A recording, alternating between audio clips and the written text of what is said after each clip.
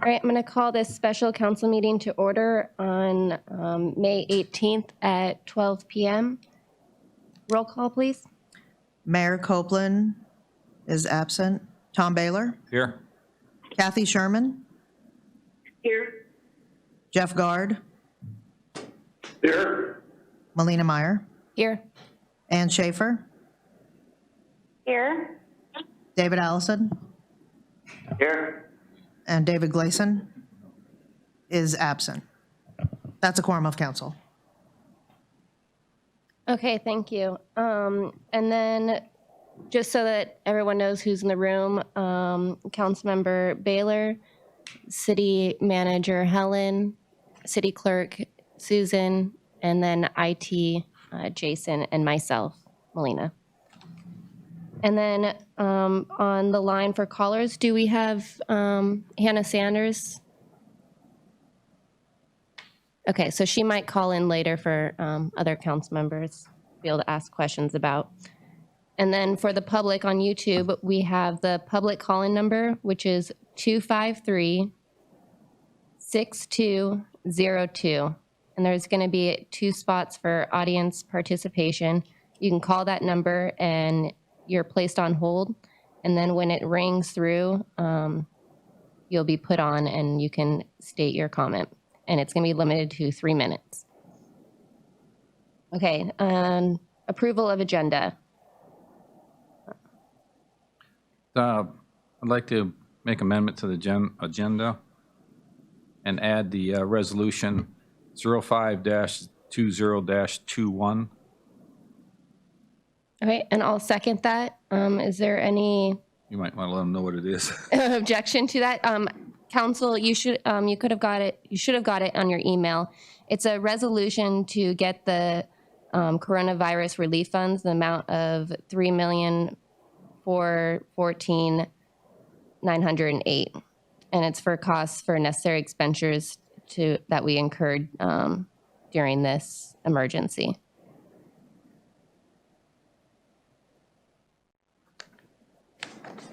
So we should vote on the. Without objection. Yeah, is there any objection to adding that as 2A? It's going to be the first one under new business.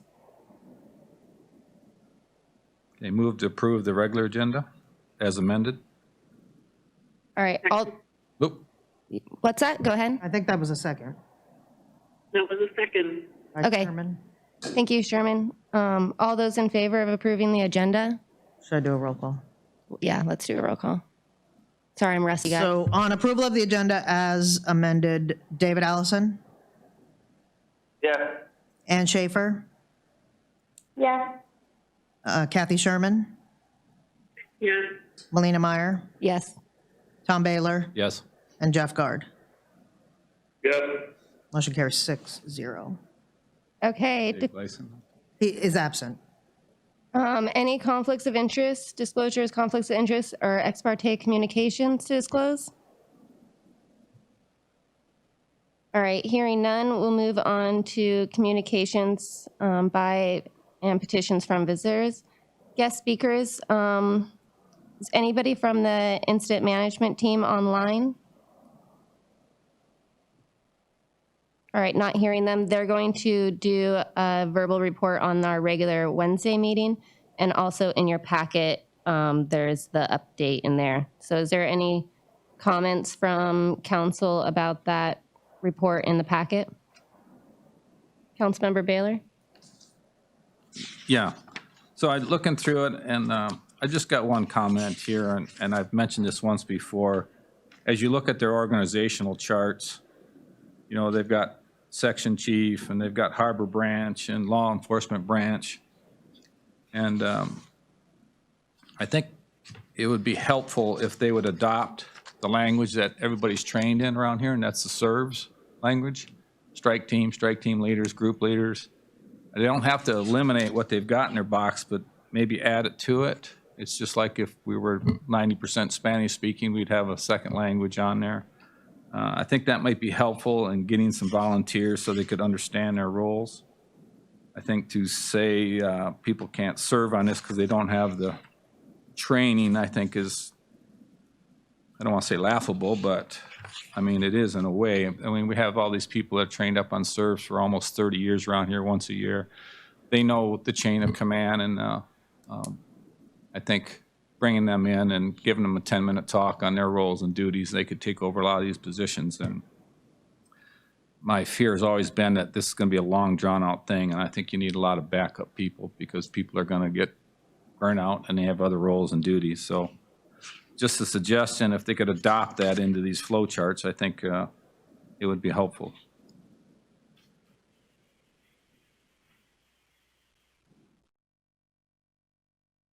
All right, any other council member have any comment for the incident management report in your packet?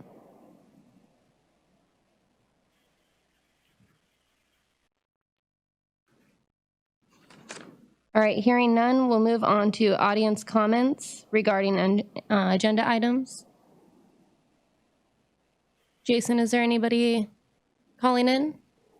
Yep. All right, you can go and put them through.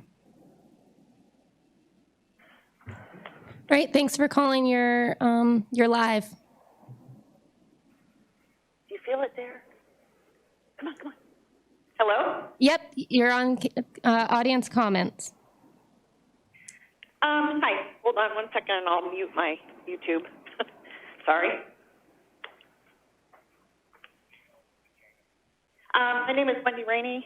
I'm calling from 2500 Orca Road. And I just wanted to address, since you guys are doing you're talking about the next steps for Cordova. Steve and I would like to just comment to that. We'd like to state that you all have done an exemplary job handling the COVID-19 pandemic thus far.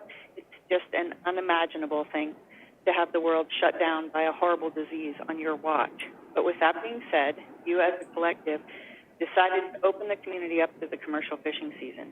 This is in no way a judgment of that. Simply a statement that once you open that dam, you can't continue to hold your finger on the flow. It's time to stop the micromanagement of unenforceable mandates and get in line with the rest of the state. You need to return to the jobs of running Cordova and line up the CDC and state guidelines at this point. Micromanagement and continued unenforceable mandates are what are putting the community, will ruin the Cordova economy. It's difficult to keep up with differences in misinformation that's circulating in the community because we lag behind the state. We're just trying to make a living during this disaster at this point. If the state steps up, the state has stepped up at this point and brought on experts that have done a step-by-step opening. Cordova doesn't need to redo that or reinvent the wheel. In addition, the governor's opened up travel to Cordova, and in a few short weeks, the ferry will start running. By doing that, he has basically taken additional travel quarantines off the table of local leadership. The longer this goes on, the muddier the waters get, and we lose track of what's best for the entire community. We'd like the state to take the lead with the city monitoring on the side, but get everybody back into the business of running Cordova. We've been talking to other small towns and businesses, and they're all operating back to a normal capacity. And Cordova needs to stop lagging behind. Reopen Cordova, and let's stop this economic disaster before it takes down anybody else. Thank you for the opportunity to comment. All right, thanks for calling in, Wendy. Is there another caller on the line?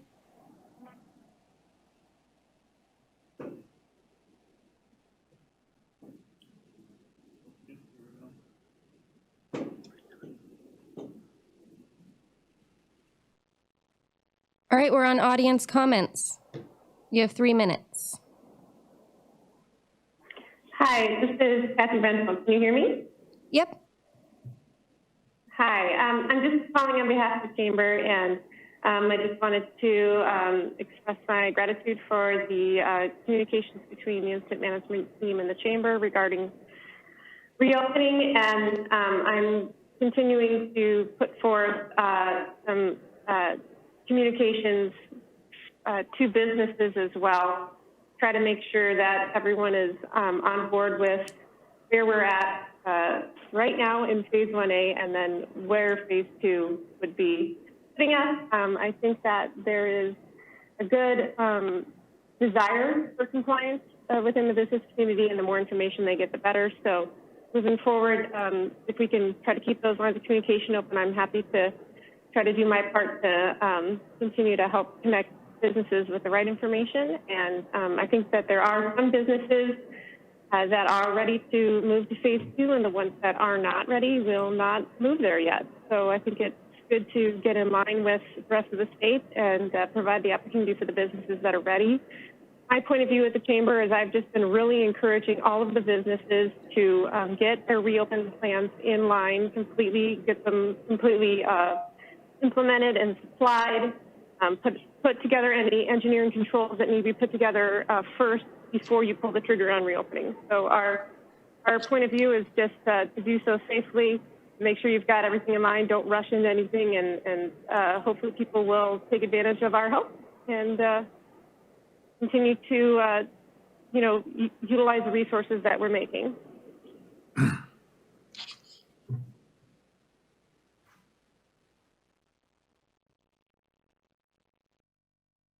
All right, thanks for calling in. I'll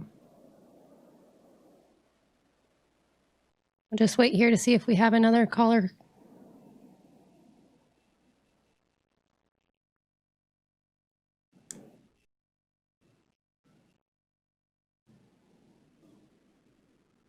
All right, doesn't look like it, so we'll go ahead and move on to new business.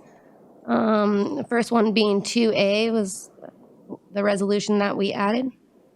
Resolution 05-20-21. So moved. Put it on the agenda. Or the, I'll second. Councilmember Baylor, do you want to speak to your motion?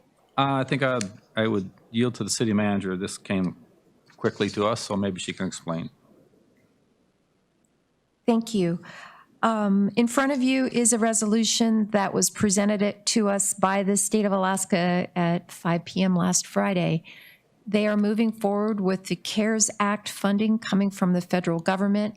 It's been somewhat controversial about how the funds could or could not be used and who gets to decide how much goes to what community. But this is the governor's proposal. It went forward. A small committee of the legislature approved it last week, and the full legislature is reconvening today to formally adopt this. So there is some possibility that this will not get approved by the legislature, in which case this may not be going forward. I don't think that's going to happen. So what this resolution does is it allows us, the city of Cordova, to accept the amount of money that was allocated by the state using the CARES funds to help us with our COVID relief. It'll be distributed in 3 payments, the first of which is supposed to be June 1st, which is the reason for this kind of rushed resolution. The state is requesting that we get this back into them as soon as possible so they can make that first distribution happen. So in front of you is a resolution with language that was created by the state that allows us to, as a community, accept the CARES funding. So I guess obviously you always want to have more time to look at things, but this isn't to spend money, it's to receive money. So I don't have a problem with it at this time. And I just wanted to make one other thing. There's a lot of rules that will be coming out with this, and council will have the ability, we'll convene a work session of some kind to go through the rules and how these funds can be utilized. So there's plenty of opportunity for that.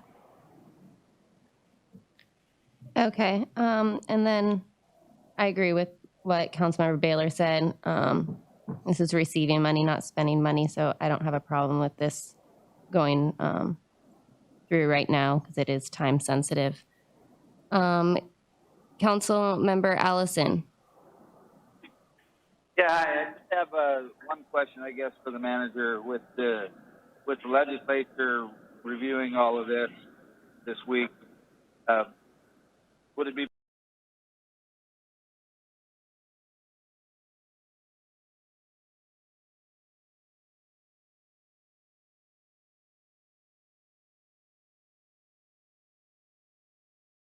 I'm in favor of this resolution, and I learned about it during the IMT meeting this morning as well. So this is something that we need to do. Thank you. Councilmember Guard? No comment. Everybody's pretty well stated what I would have had to say. Thank you. Councilmember Schaefer? Yeah, I don't have any further comments at this time. I'm in favor. Okay, roll call vote, please. Jeff Guard, Yeah. Ann Schaefer, Yes. Melina Meyer, Yes. David Allison,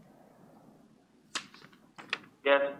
Kathy Sherman, Yes. David Gleason is absent, Tom Baylor. Yes. Motion carries 6-0. Okay, next on the agenda is item number 3, Resolution 05-02020 on page 12. And I would move to approve Resolution 05-20-20 as stated in the agenda. Okay, so we have a first and a second. Councilmember Baylor, do you want to speak to your? I'll let you go to the phones first. Okay. Kathy Sherman? No, I'm in favor of us moving forward and matching with the state. I think it will end a lot of the confusion for the public. I know the IMT team is going to continue to be proactive in terms of doing everything safely and responsibly for our community. And I think we can handle this. I really appreciated the medical team's response because that's what I'm going to base everything I make a decision on is the medical team. So they feel quite comfortable, so do I. Thanks. Okay, and I forgot I was going to see if Dr. Sanders was on the phone. She was going to call in before this item. Dr. Sanders, are you on the line? She's busy doctoring. Yeah, sounds like she's busy, but she was going to call in if you guys had any questions for her. We'll go back down on my list here. Councilmember Guard? Yeah, I think we're all in favor of getting Cordova back up and running as soon as safely possible. And the medical team has said they think we can do it safely. So let's, by all means, move ahead. Councilmember Allison? Yeah, I agree with opening up. I disagree with ratifying Rule 17, or the last, Rule 17, I guess, is what I disagree with. I don't think that it's going to put us behind the state again. Every time the state does something, we're going to not do that until we can meet and ratify it. I think the medical team has said that they think that lining up with the state is good. The mayor's email said that he's in his discussions with the manager and the IMT that we're all good with lining up with the state. Everybody here is saying we're good with lining up with the state, but that is not what Rule 17 does. Rule 17 requires us to proactively do something or to ratify the state's rules each time. I think we've got the ability to go the other direction, to have mandates if something was to break out or there was a reason to not go with the state. But at this time, I think that we all want to go with the state. And to avoid any confusion and to get our focus back on, instead of making regulations and explaining why the city is different from the state, we need to get lined up. So I am not in favor of this. I think what we did at our last meeting by passing the previous resolution without Rule 17 accomplished exactly what we want to accomplish in lining up with the state. So I'm not in favor of this resolution. Councilmember Schaefer?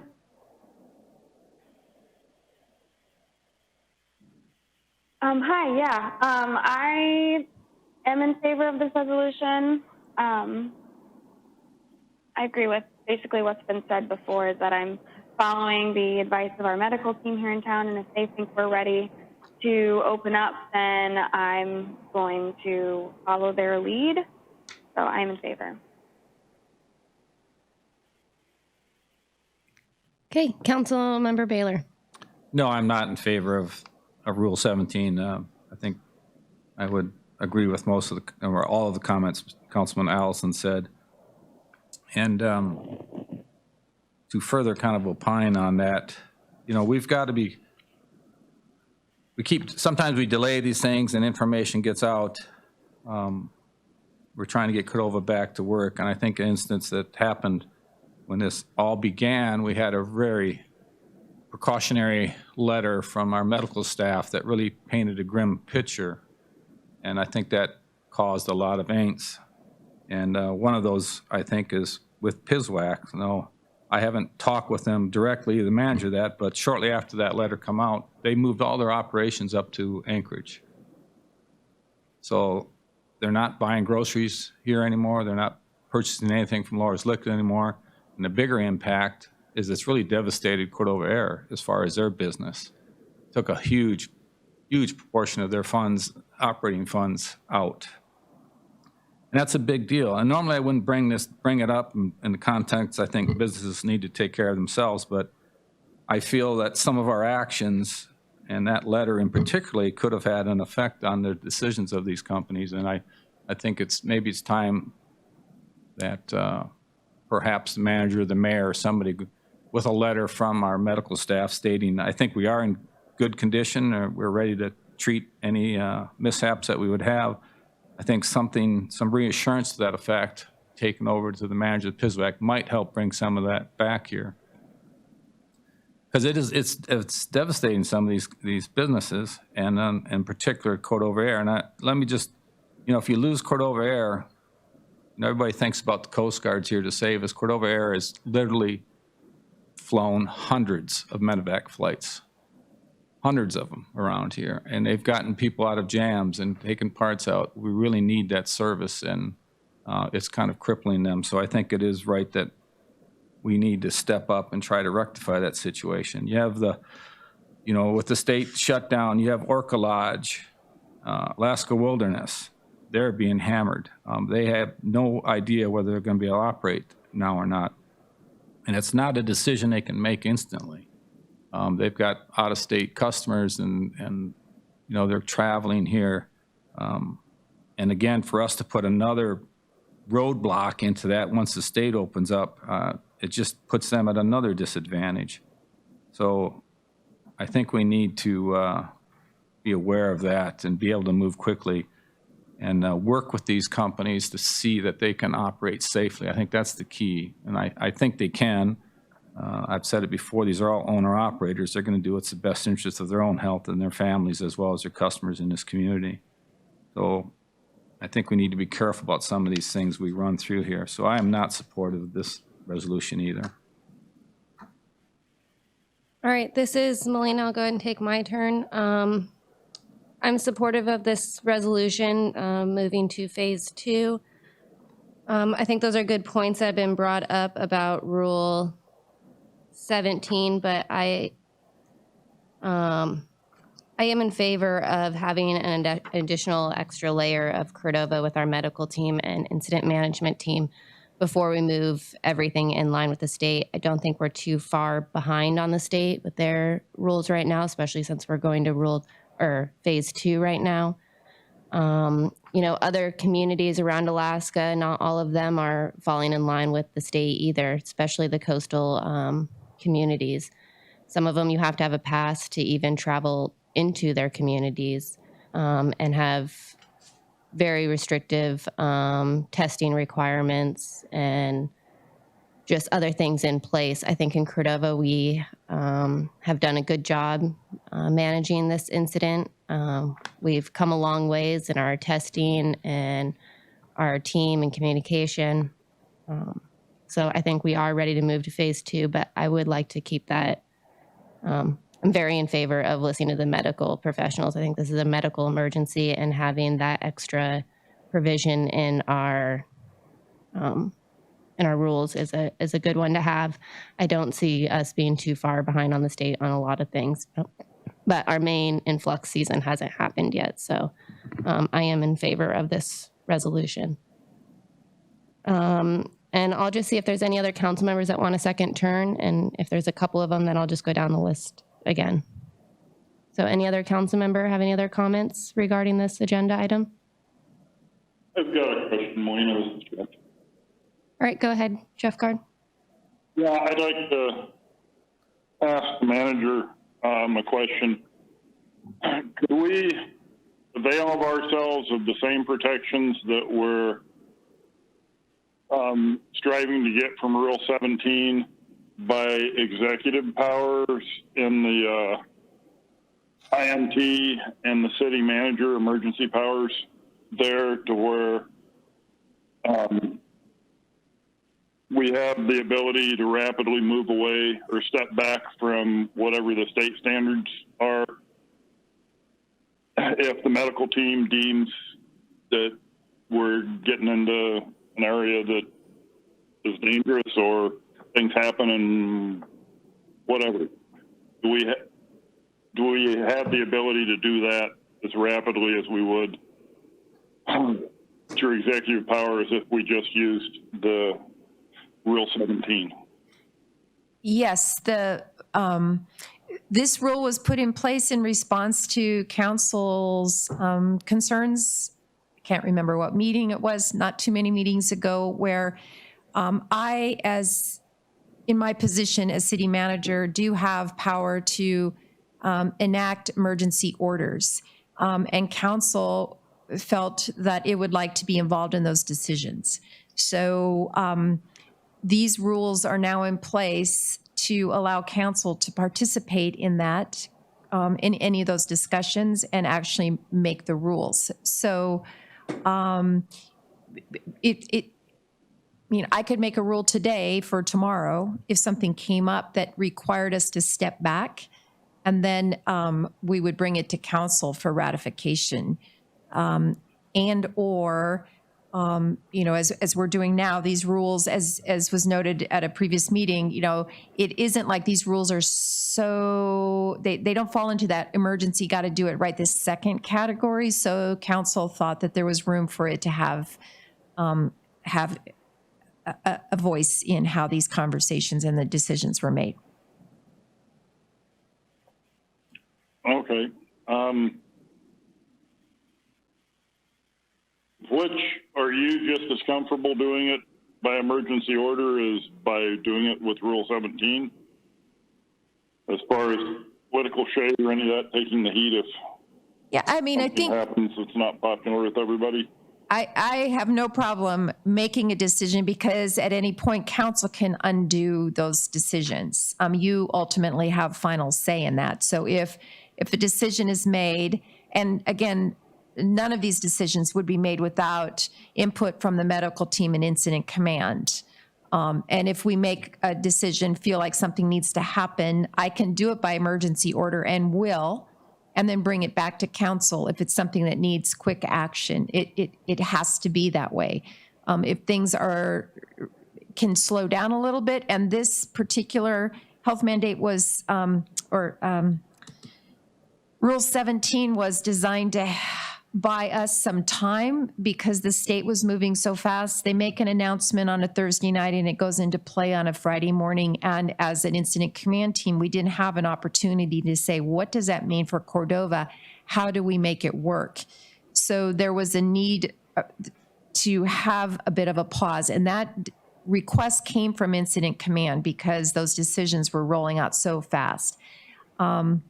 So it's up to 10 days, no more than 10 days. So if we could make a decision, if we needed to make a decision quicker than 10 days, obviously the governor could put a rule out and we could say, yay, let's just make it happen, and it would go through. But this particular resolution allows a window of time for evaluation.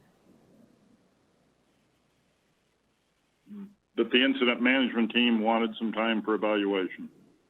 Yeah, and it's mostly just in response. The governor, unfortunately, the governor's office doesn't give any notice. They make a public announcement. This is going into play tomorrow morning. And the incident command team has not had an opportunity in many cases to figure out, okay, how do we make it work in Cordova? As we become more in line with the governor's mandates, I think it'll be clearer because they define the rules. We can see ahead. They actually kind of laid out a blueprint. So we could be anticipating so that when the rule does hit, the mandate does hit from the governor's office, that we already have a procedure in place to make it happen. And I will tell you that June 2nd is when the interstate health mandate will likely be repealed, I'm guessing. The governor is wanting to allow in-state travel without quarantine for 14 days. He extended that until June 2nd. So basically in a week and a half, we're probably going to be in a situation where interstate from out of state into Cordova and any other community will be allowed without quarantine. So that's another one that we can already start preparing for because we know it's coming. And we may not need this pause.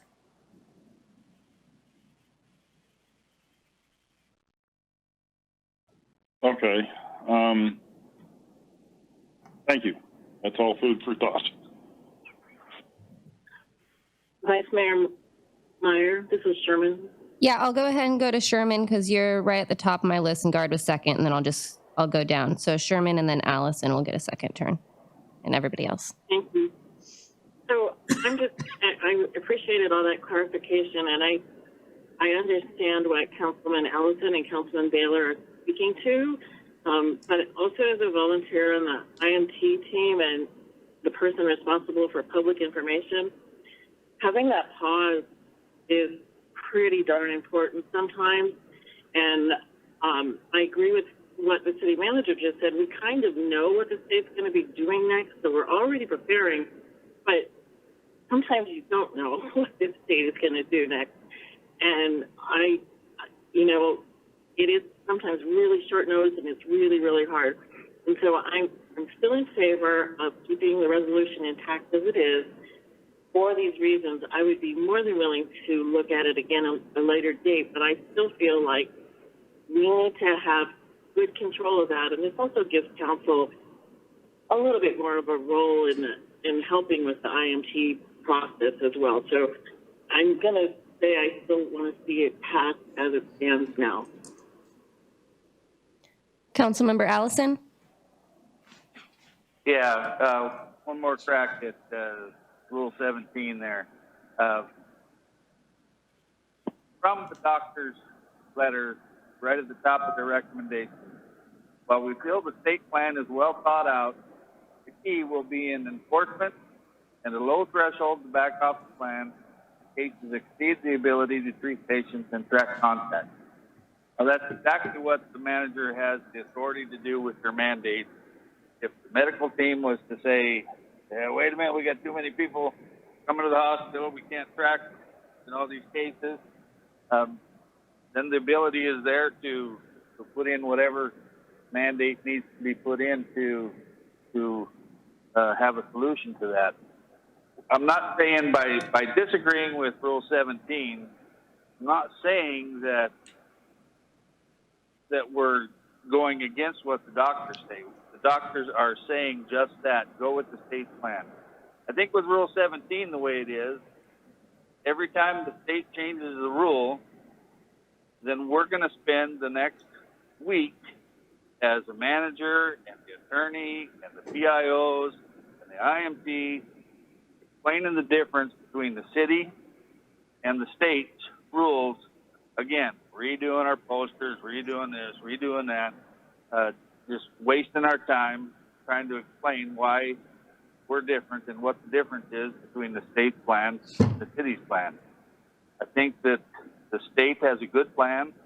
I think we've got our mandate, our mutual aid agreement is still part of the plan. The face mask is still part of our plan.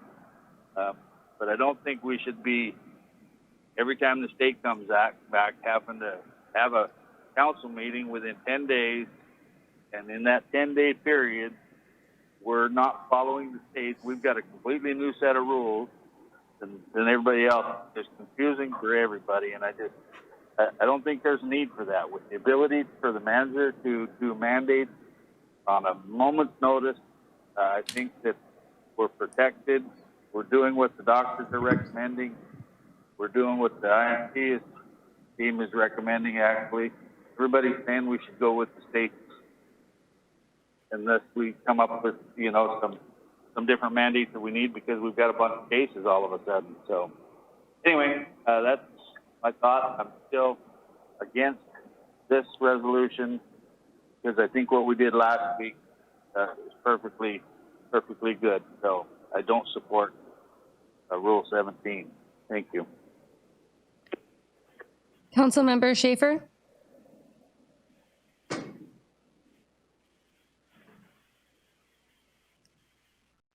Hi, sorry, I couldn't get my phone off of mute. No problem. And just to let everybody know, Paul just walked in. Now he's leaving. If you guys have any other questions for incident management team, we're on the resolution to move to phase 2. Paul, just to let you know. And go ahead, Councilmember Schaefer. Yeah, I appreciate all the extra information on this. I think I'm still in support of it as it stands.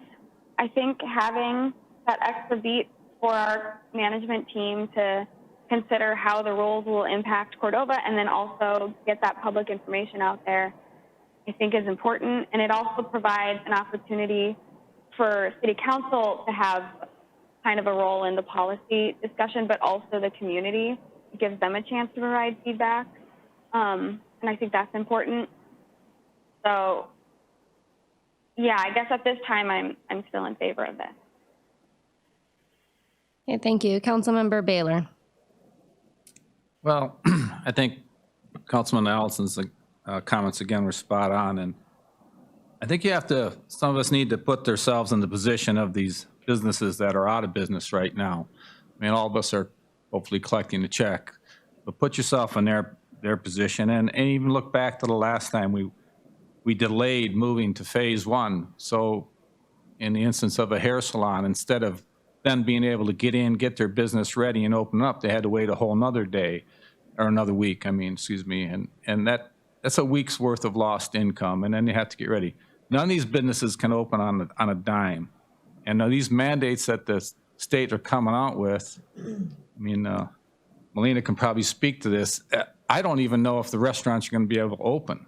It is going to be tough. All these businesses, these are very, very strict regulations on these businesses. The state is not doing, they're doing an excellent job. And it's going to be hard for business to open. And so I think by just simply following theirs, it helps these businesses that possibly can get up and operational. It gives them that extra, minimum 10 days. We're going to tell them to just sit and wait, and maybe you can, maybe you can't. So I don't think it's fair to the businesses and the people in this community that we keep procrastinating and waiting on things. So I am definitely not in favor of this.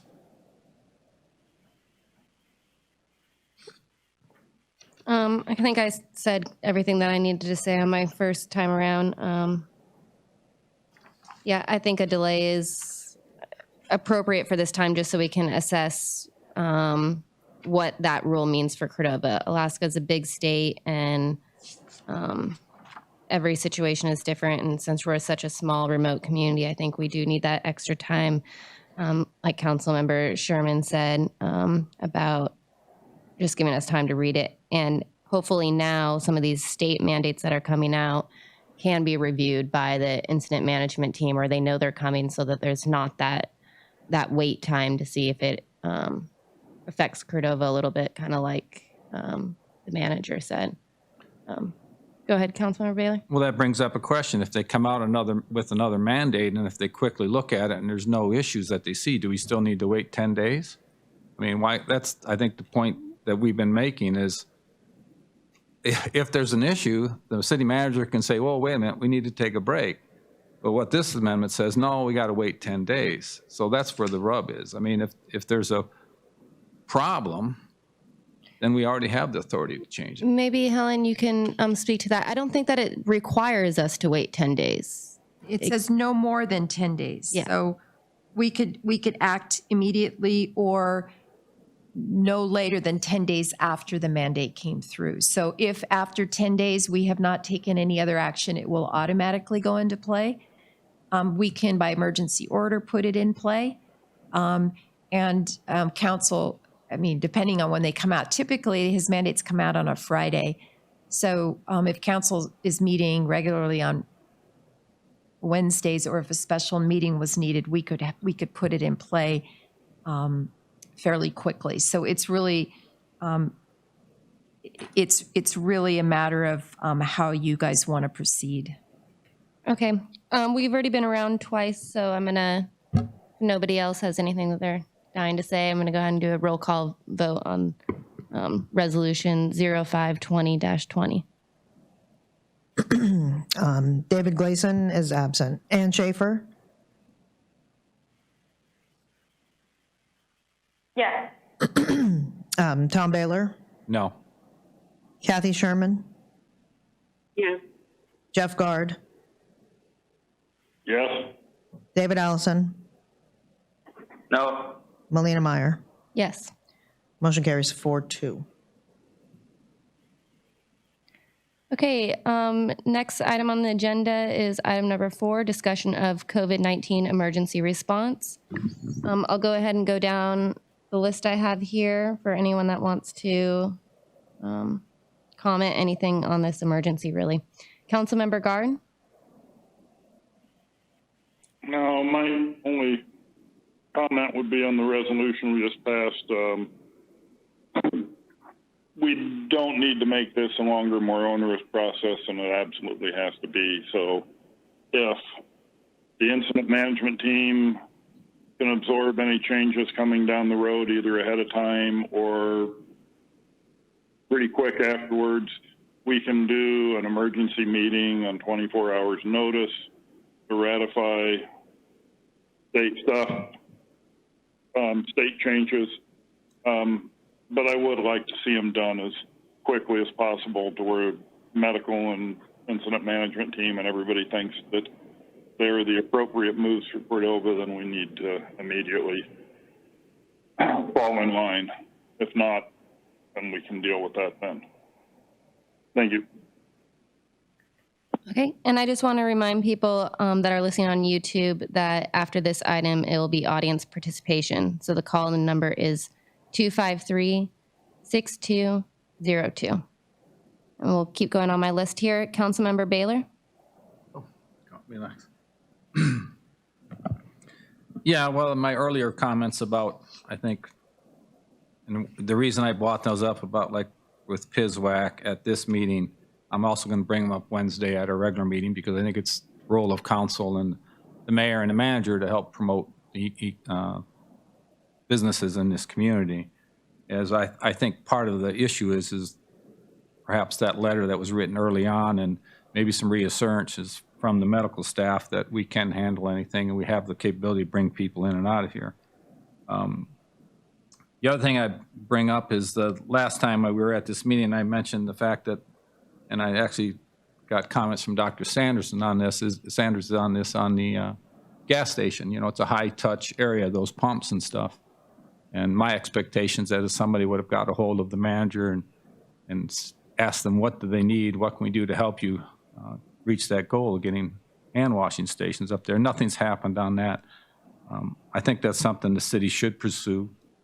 They're not looking for handouts, but they're unable to acquire the hand sanitizer and even more importantly, the pump or some way to disperse that. So if we can help out that business, I think that's important. Everybody, well, almost everybody in this community uses those gas stations. So it's a high touch area. And we already realized that maybe there was an importance there, a high use area, because they were requiring a mask there. So I think we need to get on that and see if we can make that happen. And yeah, that's all I got to say. Okay, Councilmember Schaefer?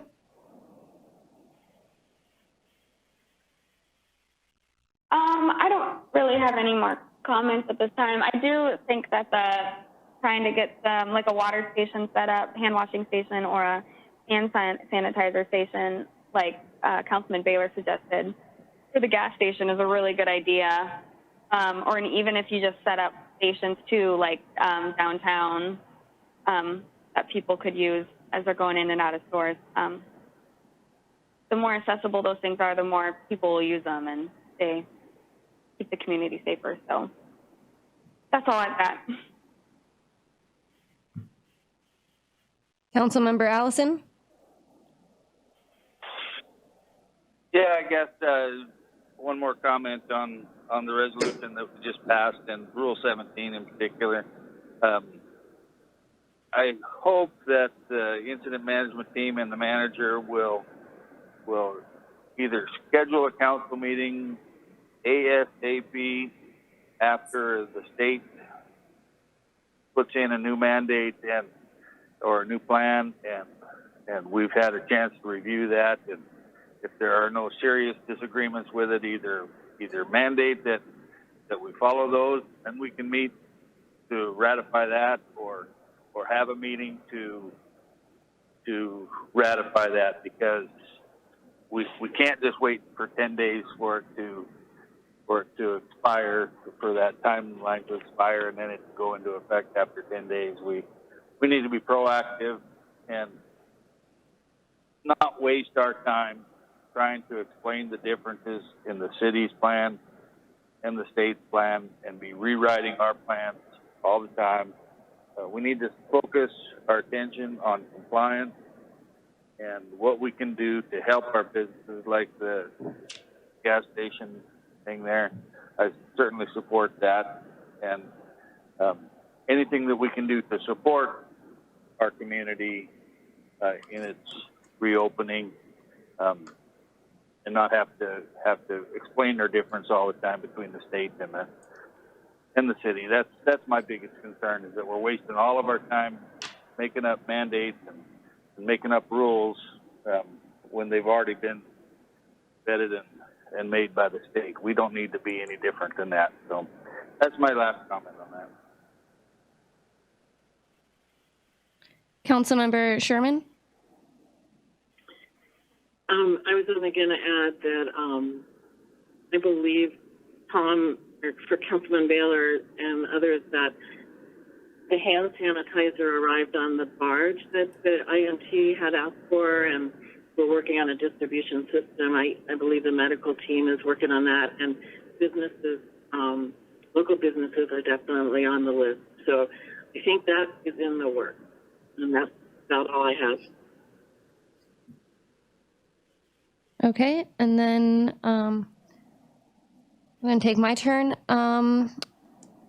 Yeah, I liked the talks about the hand sanitizer stations around town. I think particularly the businesses that get high traffic would be good businesses to start with, mainly like the gas station and grocery stores, and also the post office, I think would be good points there, just anywhere there's high traffic used by the public. The other thing that I kind of wanted to just mention relating to all this was testing. I've been really happy to see that the testing capabilities have grown in Cordova, and who can get tested has changed from just people experiencing symptoms or working at maybe a place where a company had purchased those tests for their ones. I was listening to a radio broadcast with Dillingham. They were talking about their first case, and it was a radio show with Dr. Zink was on there, and their mayor and a bunch of other people, and they were taking questions from the public, and it was a good one to listen to. It kind of brought back to our first case in Cordova and what they were doing. But one thing that I found interesting was they had testing available for anybody that wanted it. Didn't matter if you had symptoms, just traveled, kind of anything. If you wanted to get tested, you could go get tested. So just kind of a point where I'm sure that we're kind of trying to get to, but it would be nice to be able to roll that out sooner rather than later, especially if the state is wanting to open up interstate traveling. That that is a concern for me. Not, our travel into Cordova quarantine for 2 weeks has been lifted, but not when you travel from state. But if it's moving fast, so it would be nice. Sherman. Yeah, go ahead, Sherman. I'm sorry to interrupt, but I was just going to tell you that public service announcement just ran out half an hour before the meeting, and testing is available for anyone in the community, and you can find all that information on Cordova Prepared. So that one's done. Cross off your list. Perfect. I made that happen fast. I'm just kidding. Councilmember Baylor, you had something else you wanted to add to? Yeah, well, that goes right into what I'm saying is how can we help some of our local businesses? And I'll take Orca Adventure Lodge for instance. They can pick their people right up at the airport. They can bring them in here now that we got testing. They can get their people tested. They can take them out to their business, and they're sequestered out there. They do their whole thing out there, just like the canneries. Now, they can't do that now, obviously, because the governor hasn't, they still have the 2-week quarantine for out-of-state travel. But I'm saying, as those things change, perhaps that they can operate that same way as Alaska Wilderness. And those are the kind of things we need to be communicating with our businesses and letting them know that, look, if it gets better and if we can get out-of-state travel without quarantine, we have the means of testing. So we need to work with you and get these protocols in place. So you bring somebody in, they get tested. Now, we still don't want them walking around the grocery stores or something, but then you take them out to your lodges and your fishing places. That can go a long ways to help protecting their businesses. And those are the kind of things that we need to communicate with these businesses and restaurants too. And everybody is like, this is what we got coming on. So we're prepared so they can kind of plan for a little bit of their businesses. And, that's important. And then like the hand sanitizer, I'm glad for the update, but my point was somebody should be on the phone, last week saying, hey, we understand your issue. We're working on it, and we'll let you know as soon as we can get it. Reach out to these folks.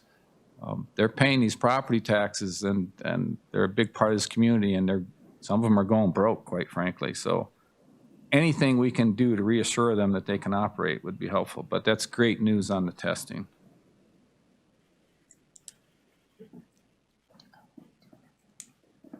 Okay, any other council members for discussion of COVID-19 emergency response?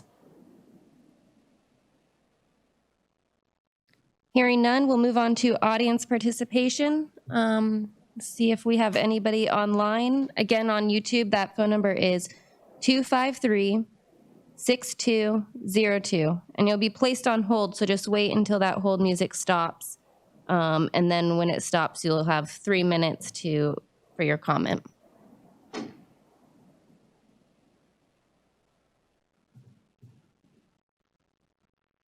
It's not looking like anybody's called in, but slight delay for YouTube, so I'll just listen to my voice talk.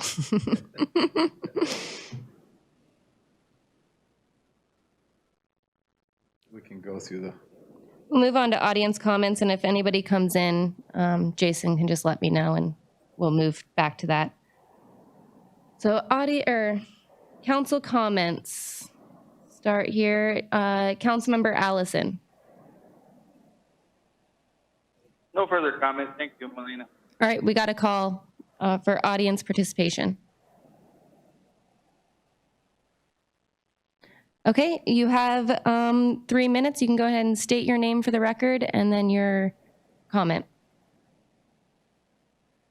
This is Kathy Rensfeldt from the chamber again. Can you hear me? Can. Okay, great. I just wanted to thank you all for your work and your forethought on these important matters. I want to echo what Councilmember Baylor was saying about communicating to businesses what might be coming and what might be possible and the ways that the city might be able to work with the businesses. And I just want to offer the chamber as the vehicle for some of that messaging. And these businesses do need time to prepare. And some of them it's daunting to reopen. These restrictions are a lot, and it really does require these business owners to rethink their business a little bit, and they are taking on risk as they do that.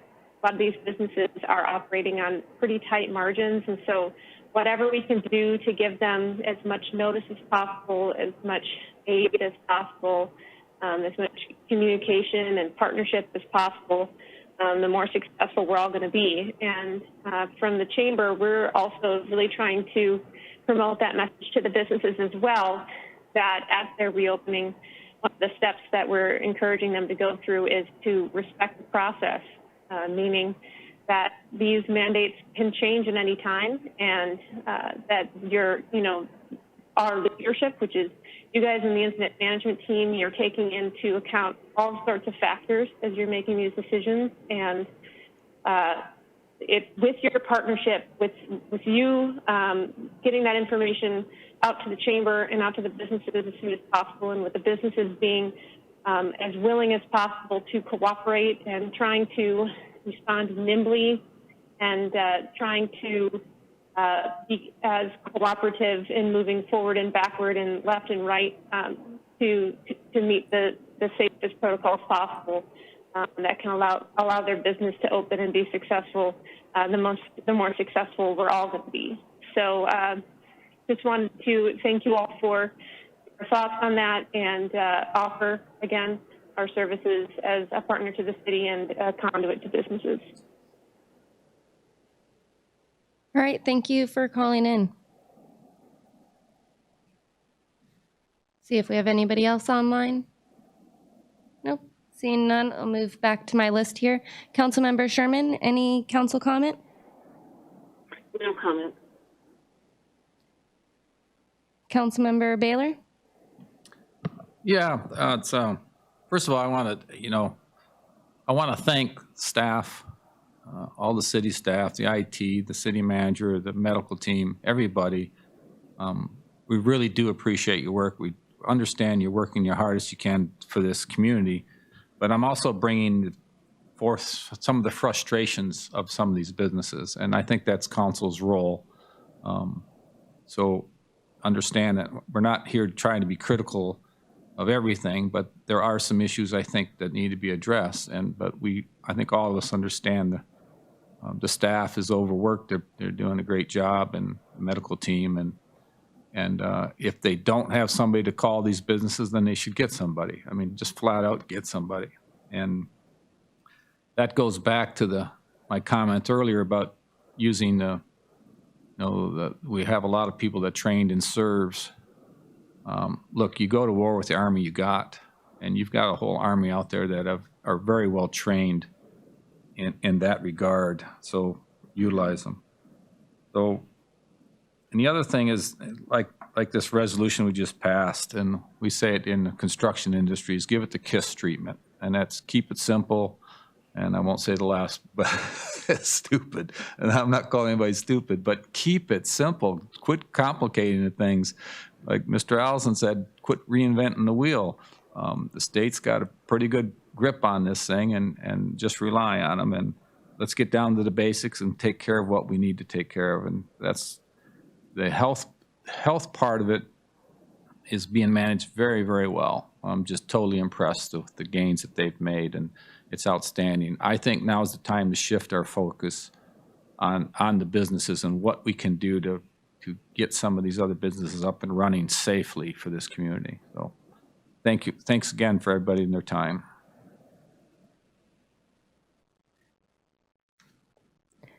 Councilmember Schaefer?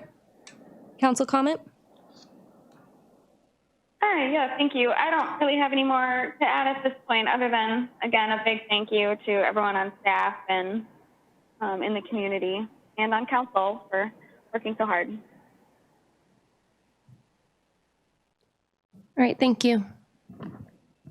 Check one more time to see if we have anybody else calling in before I take my turn. Okay.